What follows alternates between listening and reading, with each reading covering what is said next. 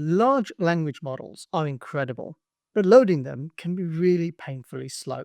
I'm Stuart, and today I'm going to show you how Amazon SageMaker Fast Loader can dramatically reduce your model deployment times. So, the problem with traditional model loading is kind of like moving into your new house and you're carrying every single box individually.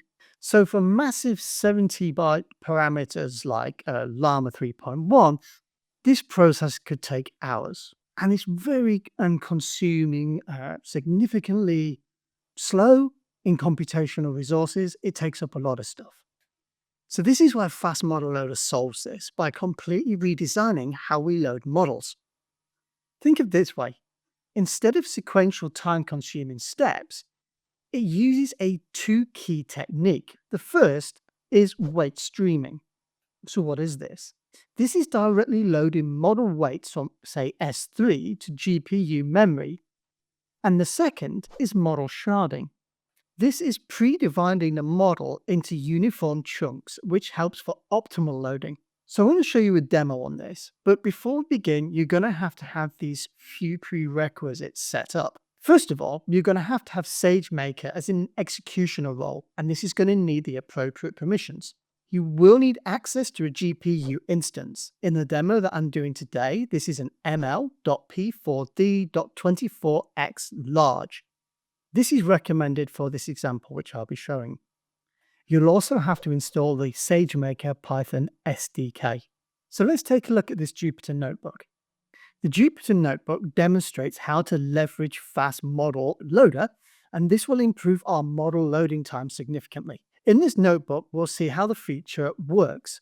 We're going to be streaming model weights directly from Amazon S3 to GPU accelerators, bypassing the typical sequential loading steps that contribute to deployment latency. We'll walk through deploying this using Llama 3.1 70B model, and we'll use Fast Loader. This will show us a few things. It will show us how to optimize the model for streaming using Model Builder configuration or configure tensor parallelism for distributed inference. Then we're going to look at deploying the optimized model to a SageMaker endpoint. And then finally, at the end of the demo, we'll test this deployment with inference requests. So first, in our AWS console, we navigate to the Amazon SageMaker AI. I've set up a SageMaker Studio here already, just in advance. And here I've got a Jupyter Lab. I've already imported all of this code just to save us some time, and so here is the notebook. So let's see what this does. Let's start with our initial setup. First, we'll need to install the SageMaker SDK. This command here installs the 2.2373 version of SageMaker SDK. I would always recommend to check the latest version in the documentation when you're implementing this self. But as of this recording, this is the latest version. The next thing we're going to do is set up our SageMaker environment. So this code block establishes our SageMaker session and retrieves the necessary role permissions. The get_execution_role function obtains the IAM role that SageMaker is going to use for all of our operations. We're going to also set up the region, and we're going to create a session object for managing the SageMaker interactions. Next, we are going to configure the model builder. This configuration here sets up the model builder for the Llama 3.1 70B model. The schema builder defines how inputs and outputs should be formatted, which is really essential here for proper model interaction. The output path here specifies where our shard model will be stored. In this example, we're going to store it in S3. This code sets up Model Builder to reuse previously optimized model shards instead of creating new ones. It specifically uses the Llama 3.1 70B model and points to an existing optimized shards which was stored in S3 through the custom_model path. You'll see that this configuration includes basic input-output formats through the schema builder, necessary AWS permissions via the role_RAN, and specific deployment on a G5.48x large GPU instance. This is a really great approach, and it saves us time by skipping the optimization step by maintaining fast model performance benefits. However, we are running this code for the first time, so I'm going to leave this in. If I run this for a second time, all the shards would be in the S3 bucket, and I could just comment this code out. Now we've optimized a model using FastLoader. This optimization step is very crucial because it configures the model for tensor parallelism, and we're doing this across 8 GPUs, and we're preparing the model weights for efficient streaming. The ML.P4D24x large instance type provides the computational power needed for this large model. The sharding configuration tells Fast Model Loader to split the model into 8 parallel sections. This enables efficient distributed processing. The deployment process here begins by building the final model. After optimization, we build the final model artifact and deploy them to SageMaker Endpoint. Our key configuration here are the instant type, memory requests, and the required number of accelerators. This line here builds the final optimization model using the model_builder object. The model builder encapsulates the entire model building process, which includes loading the model architecture, loading the weights, and also applying necessary optimizations. When we look at the next section of code, this handles two very important settings for SageMaker. This part here checks if the model is not currently sharded.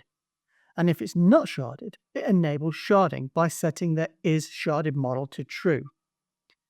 When we think about model sharding, think about it like it's splitting a large book into smaller chapters, which could be distributed across multiple readers.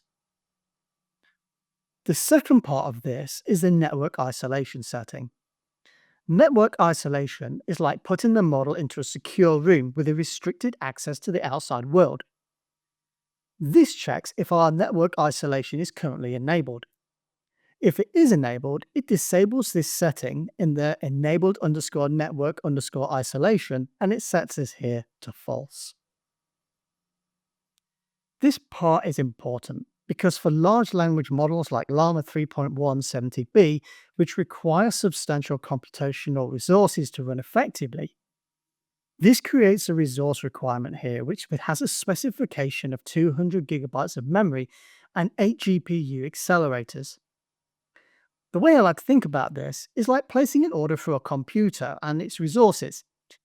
It's similar to specifying requirements for our powerful computer, like the memory here is like ordering 200 gigabits of RAM, and the num_accelerators, well, that's like requesting 8 GPUs. Here, we use this type of configuration when we are going to be deploying large language models that need significant memory running across distributed training access multiple GPUs. And this ensures the model always has enough computational power to run all of the resources effectively. And now finally, we have our model deployment. We start with our method call. You can see here, this is method_model.deploy. This deployment are models to create SageMaker endpoints for real-time inference. Our instance type is specified as the m.l p4d.24x large.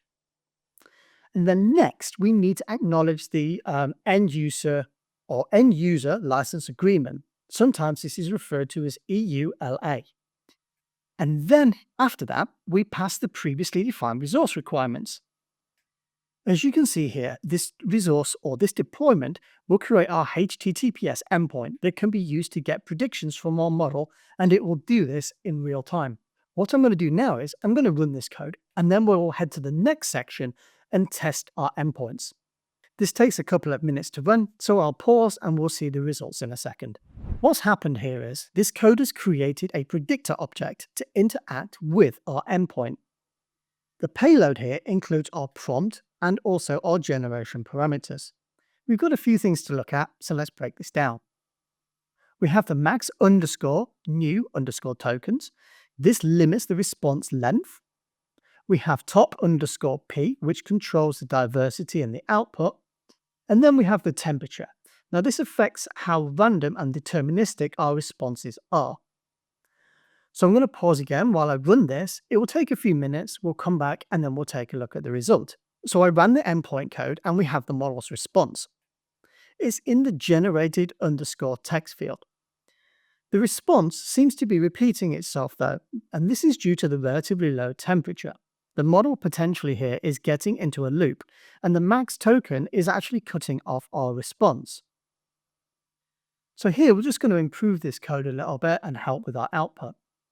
To improve the output, we can update the fields. We will update the max new tokens to 128 for a longer response. Next, we will update the top_p to 92, which is a slight increase, but it will give us a little more diversity. We'll also increase the temperature here, and we're going to increase this to 0.7. And this will increase the creativity, and we can add then a new feature called repetition_penalty. What this does is it will prevent repetition. Now we've added these, we will just run this code again. It will just take a few seconds in this instance to come back again. So now we can see our output is longer with absolutely no repetition either. Once you've run this code, it's always a good idea to clean this up. And you can clean this up by using these commands. These commands remove the endpoint and predictor to prevent unnecessary charges. This was a great demo, and Fast Model Loader represents a significant advancement in how you can deploy and scale your LLMs on SageMaker. In this video, we walk through the step-by-step process of implementing this feature with both the SageMaker Python SDK and SageMaker Studio. By using weight streaming and model sharding techniques, you can dramatically increase model loading times. This is enabling a more responsive response for your LLMs, and it also helps scale your LLM-based applications. Remember, if you like this video, be sure to like and subscribe to the AWS Developers YouTube channel. And as always, happy coding.